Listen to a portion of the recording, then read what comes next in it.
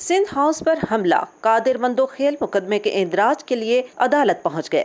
اسلام آباد کی session court نے پیپلز پارٹی کے رکن قومی اسمبلی عبدالقادر مندوخیل کی درخواست پر سندھ ہاؤس پر حملے کا مقدمہ درج نہ کرنے پر تھانہ سیکریٹریٹ کے اسٹیشن ہاؤس آفیسر کو نوٹس جاری کر کے 28 مارچ تک جواب طلب کر لیا۔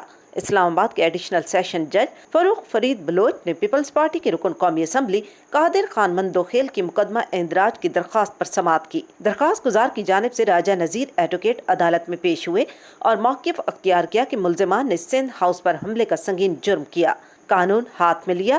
درخواست میں کہا گیا کہ ارکان کو ہراساں کیا۔ سندھ میں موجود ارکان اسمبلی اور ان کے اہل خانہ خود کو غیر محفوظ تصور کر رہے ہیں۔ پیپلز پارٹی کے ایم این اے نے ملزمان کی نشاندہی کر کے مقدمہ درج کرنے کی درخواست دی، مگر پولیس نے کوئی کارروائی نہ کی، بلکہ وزیروں نے اور ایڈوائزرز کے دباؤ میں آ کر مجرمان کو چھوڑ دیا۔ لہٰذا عدالت سے استدعا ہے کہ وہ مقدمہ درج کرنے کا حکم جاری کرے۔ عدالت نے تھانہ سیکریٹریٹ کے ایس ایچ او کو نوٹس جاری کر کے جواب طلب کر لیا۔